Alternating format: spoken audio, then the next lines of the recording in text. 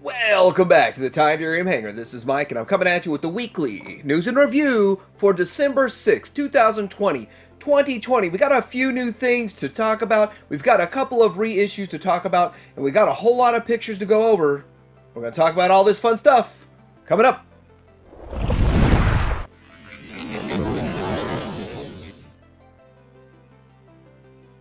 First up, a couple things you can find at Shozi. Got APC Toys, the maker that made an Optimus Prime. Now they're making along the lines of this Megatron. They already put out a standard version. This is the Dark Master, the APC 004 Megatron Battle-Worn version. It has a really nice paint job. It actually looks like it's made out of die-cast metal. Of course, it's not. It's made out of plastic and PVC, but it's about 8 inches tall. It looks really good. If you're in on this kind of thing, it is $54.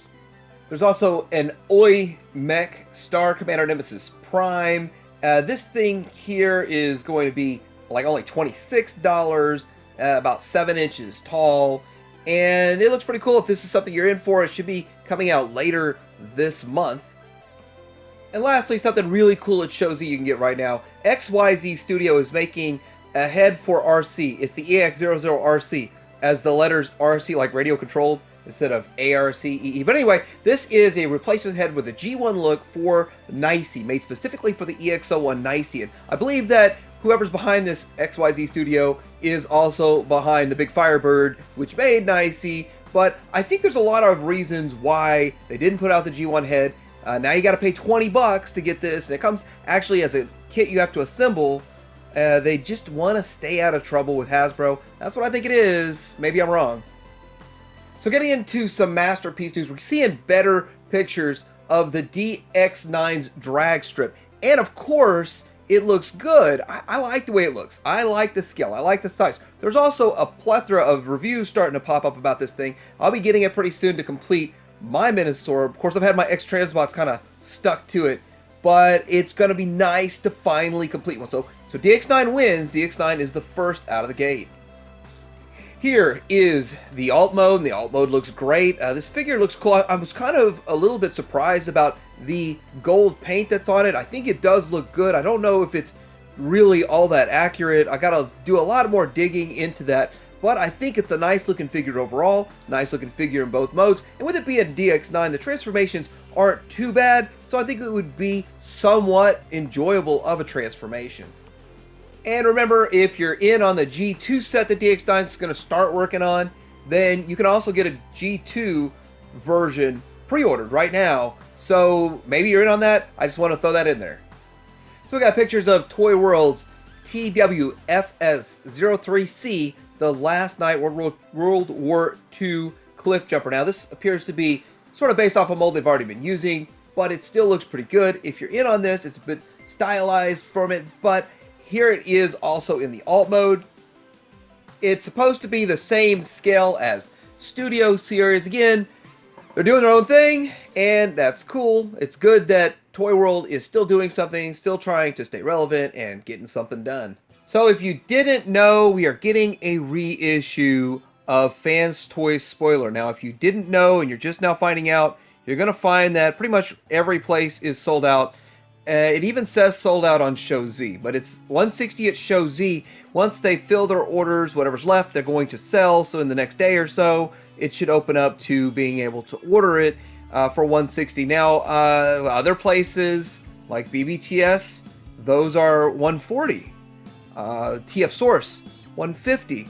So I went and checked, because last week I told you guys about Skyfire and how it's $300. If you want to get the Phoenix, the Fans Toys Phoenix for $300 at Shozi, you can get it. A few people liked it, but a lot of people were upset at me that I didn't go quote off prices of every other place that's already sold out. I guess I should have, so that's what I did this week. I don't see the point, but I did it. There it is, and now everyone's pleased. So if you missed this guy on the first go around, a lot of people were asking me about this and the price gone through the roof, then you can still pick it up. Now, there's also talk of Quietus T, but I don't have hard evidence on that just yet. Getting reissued sometime in January, so hopefully that comes up. So if you're wanting Quietus, start looking around and just be on it as soon as it comes up, or as soon as you get an email, react on it, because that thing will sell out fast. but I have more to say about that, and it's going to get its own video. Getting into some Legends news, not so much new figures on Legends this week, but prices are popping up. So, about $55 on the New Age H23 Galvatron, and he looks good. $55. I mean, the prices are getting kind of up there for Legends, but what are you going to get out of that? It's a pretty good looking figure. Now, Magic Square's Shockwave, the MSB32, is going to be about $43, kind of depending on where you get it, and I think it looks good. I think this figure looks great. New Age might actually be a little bit better. I don't have the pricing on New Age yet, but I'm kind of getting that feeling New Age is going to be pretty close to 60. They're staying in that price range right there. But anyway, Magic Square wanted to be 43. And Magic Square's Ultra Magnus, that one is about $45, depending on where you get it, like $44, $45. So I'm interested in exactly how this one's going to work. I really kind of want to see how the armor works on it, all of that. I'm kind of looking forward to it. I already have one I'm perfectly happy with, but still, I'm still excited about it. So we have pictures of the Iron Factory EX42Z Absolute Zero, which is a Transmetal 2 Cryotech. And what this is a recolored version of the Iron Factory Transmetal 2 Megatron, the Red Dragon one, and it's now the Blue Dragon. And I think it looks good. It's a pretty interesting look going on right there. Again, as usual, you have the Iron Factory stylization to it, which a lot of people absolutely love. It's not going for Super G1. It wouldn't fit in as well with your GN1 collection, but I think if you're doing sort of a Beast Wars collection, I think it would look fine. But it may be hard to get. It's going to be released at the 12th Shanghai Convention Annual Meeting, and it's supposed to be limited to only 1,500 units, so might be kind of hard to get your hands on. So I think the biggest news in Legends this week is this Megatron repaint by Magic Square, and I'm a little disappointed in it.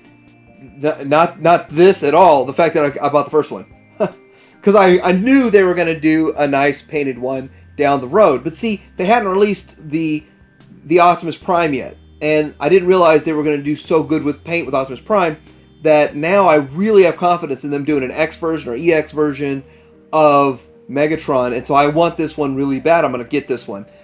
So what does it mean? Well, it's not going to be out till March, so we got a few months to wait till it's out, and so I can enjoy the one that I have right now on the shelf, and then get this one, and I don't know, maybe I'll sell the other one, I don't know, but it's just one of those things that it seems like there's now a trend that if you can get a flat one, and then you'll get an upgraded paint job one for Magic Square. So do you wait?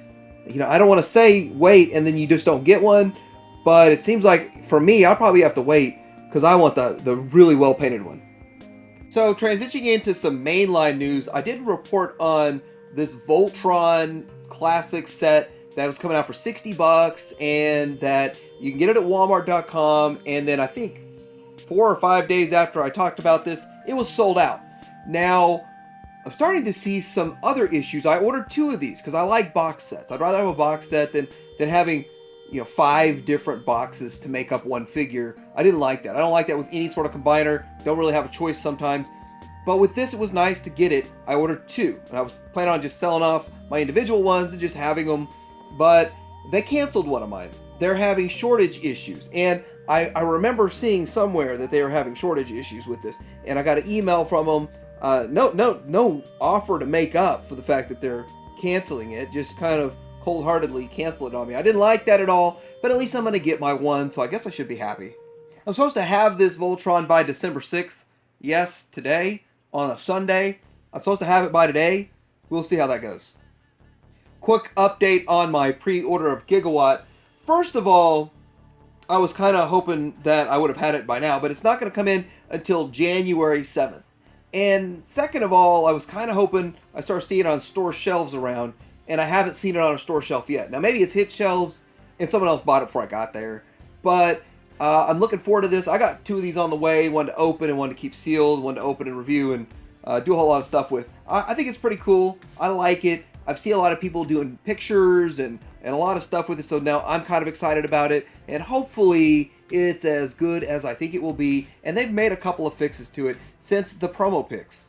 We got some new pictures of a few different figures that we've seen a little bit of. Now we're going to see more of it. And here's Starscream. Now this is the $10 price point.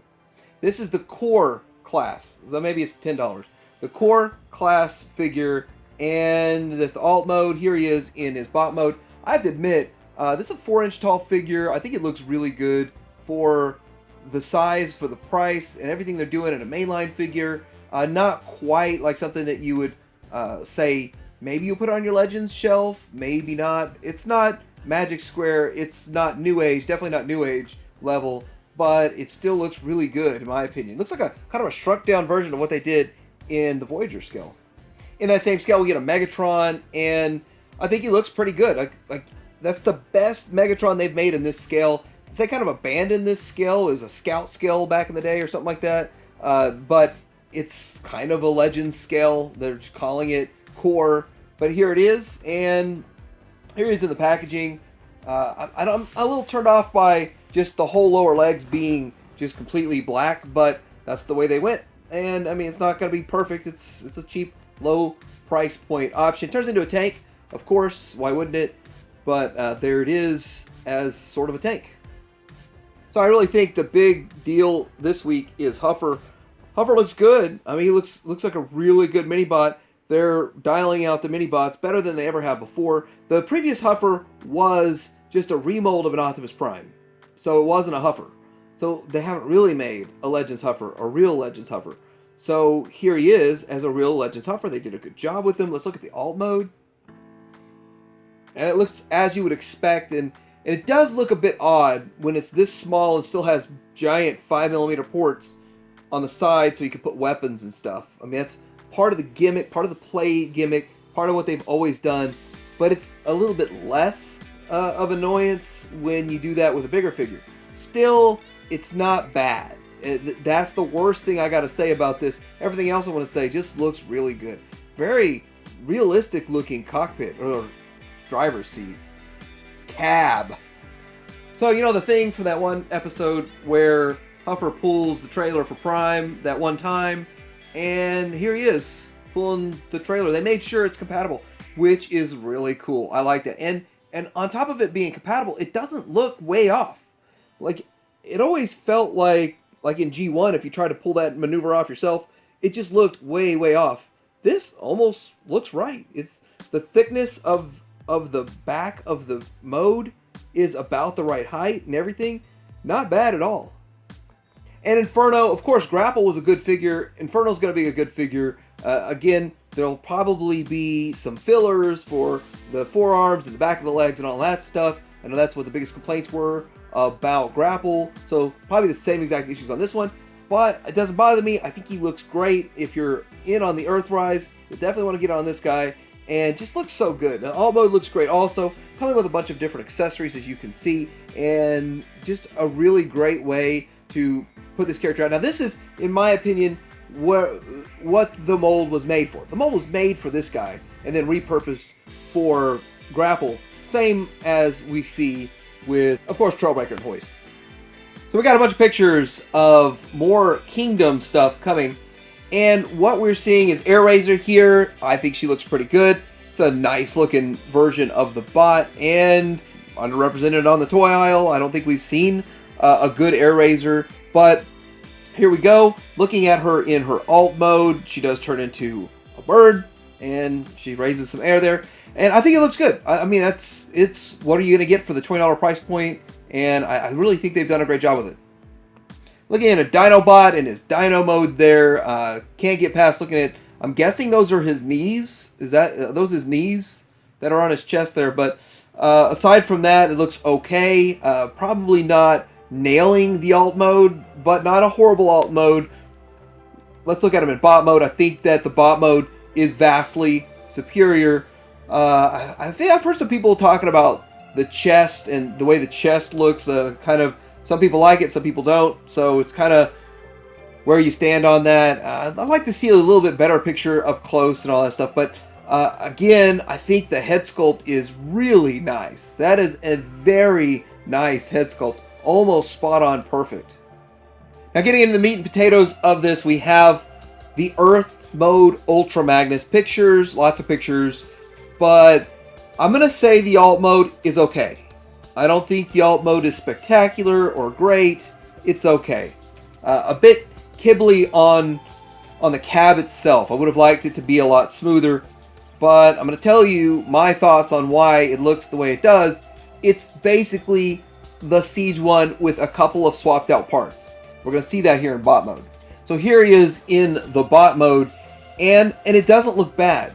But then again, I don't think the Siege one really looked bad. And so when you put it side by side next to the Siege one, they really do look like the same figure. Yes, they swapped out some parts.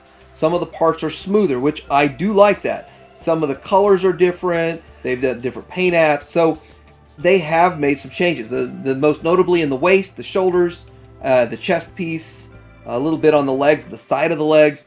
But here it is. Is it worth $50 to upgrade? Is it worth dropping another $50 to get this version? I don't know.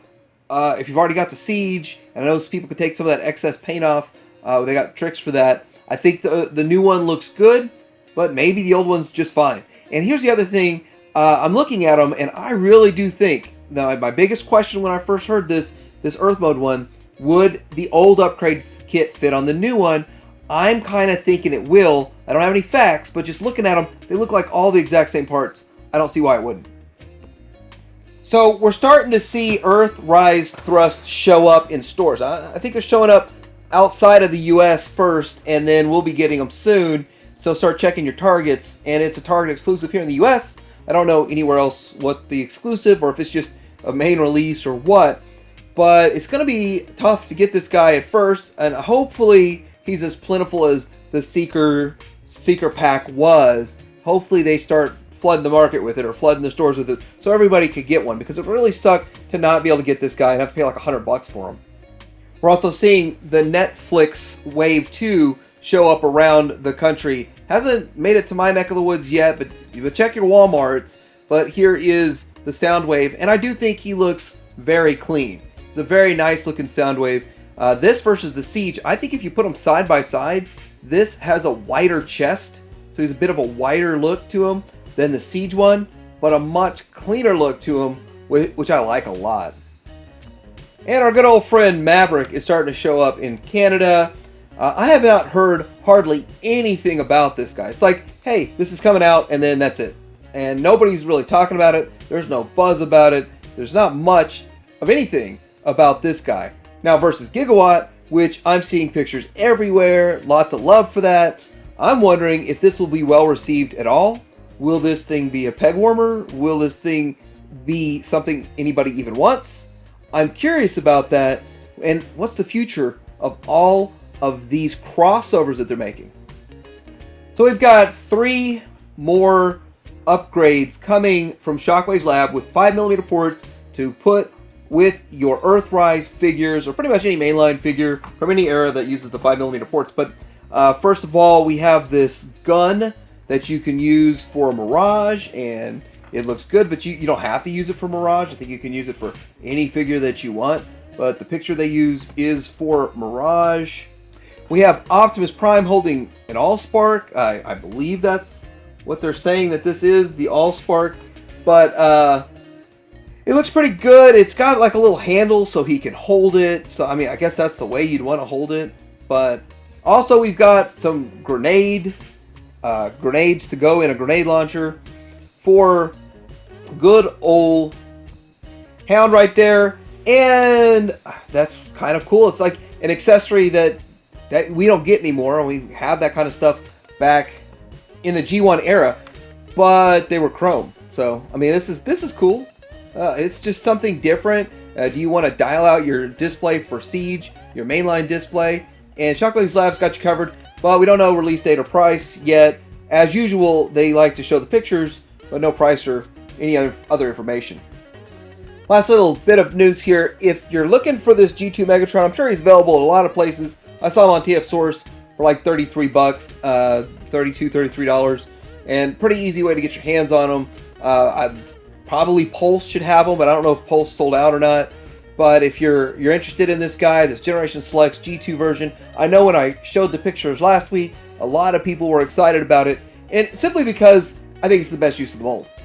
Into some Star Wars news, if you saw the last episode of The Mandalorian and you backed the HasLab Razor Crest, you might have mixed feelings. And since I'm not going to do any spoilers in the news, my entire spoiler-full video will be coming soon, talking about my feelings about HasLab Razor Crest and the show and how it's going, and whether I'm pleased or not with what's going on with it. So anyway, that's going to be coming up, and I don't really want to say too much because people don't want to watch the news and go, oh, everything's spoiled. So looking into some of the Black Series stuff here, we're supposed to be seeing all of these showing up soon, very soon, like the Jar Jar Binks, and that's a deluxe figure, the $30 price point. Also, with the other deluxe figure is the Mandalorian and the child with a pram in the Black Series, $30 price point, maybe 35, nope, 30, I guess. But that's gonna be showing up at Target, and it looks pretty exciting. It's a nice looking pram, probably the best one out yet. When I get a couple prams, I'll do my stroller comparisons. Anyway, getting into, we're gonna get the archive wave, and these things will be showing up now. This is the first time I've seen this good of pictures of them, but we've got the Clone Commander Cody right here, and I know a lot of people are really wanting that, and I think the archive wave is good for some reasons. Bad for others. It doesn't really mix with your other packaging, but most people that want them are going to open them and put them in a display anyway, so that's pretty cool. Also, Grand Admiral Thrawn. Now, there's now a reason why. We find out why he's getting reissued, so there's a reason behind it now. Also, Han Solo in Hoth gear, and this is with the brown coat. Now, this is one thing I kind of like about it. If they're going to put a reissue out and then make a bit of a change to it, I think that's okay. Now, if at first to say, hey, I didn't want the blue coat one, now I want the brown coat one, but my blue coat one's part of a 2-pack that's sealed, you know, it kind of gets touchy in that situation. But hey, now you get the best of both worlds, right? And they're reissuing the Luke Hoth, and the thing about this is you don't get the Wampa, so you got to buy it separate if you could have gotten your hands on it, if you still can get your hands on it, and it came in a 2-pack originally. So if you didn't want the Wampa at first, and like you waited, now you get this guy with Photoreal face tech. Now, GameStop is starting to get this wave in. This is, I think they call it Wave 28, and you got a bunch of great characters in there. It's going to be a fun wave, I believe, and very Mandalorian heavy. But the thing about this is there's two things I want to point out about this wave. First of all, looks like they're carrying over the Armorer. So the armor that's really hard to get right now, actually. Even if you want to get the deluxe version, hard to get, very expensive. Hard to get just the standard edition one. If you just happen to be lucky enough to show up and get the one that's hanging on the shelf, you can get that one. But the Darkseid Ray kind of blew my mind.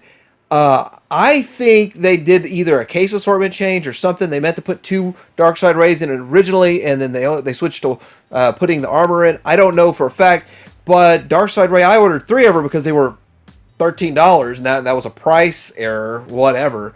But the thing about that was that now they canceled one of mine, saying GameStop's not going to have enough to cover all of the orders for the Darkseid Ray. So if you see one in your GameStop, you're probably very lucky. And I got a little bit of news about the Mandalorian Deluxe set. It's like $17 or something from Walmart. If you pre-ordered this one, you're supposed to be getting it by December 17th. Now, of course, when it comes to Walmart, there's no guarantees. There's no guarantees in life in general. But I figured I'd pass that information along because that's the information that Walmart's passing me. And I'm looking forward to this guy. I think it looks really good. And I think it's going to still fit in very well with your Vintage Collection display. I like that you're getting all the stuff that you're getting with it. And, of course, it looks good on a card back. Kind of a big bubble, though. And lastly, we have the Fives wave, I guess you'd call this, of the Vintage Collection. And popped up on Amazon. And for those of you trying to chase these figures down, I'll try to throw a link down below for them on Amazon for you. Get them before they sell out. And I think that this is a pretty decent wave.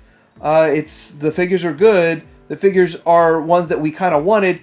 And I think that Hondo is very similar to the one that came out with the most recent Millennium Falcon. Let me know what you think about this week's weekly news and review. What great news did you have for me that I didn't find on here? What did I leave out? What did I miss? Because I'd really like to know. Like and subscribe to Hanger out.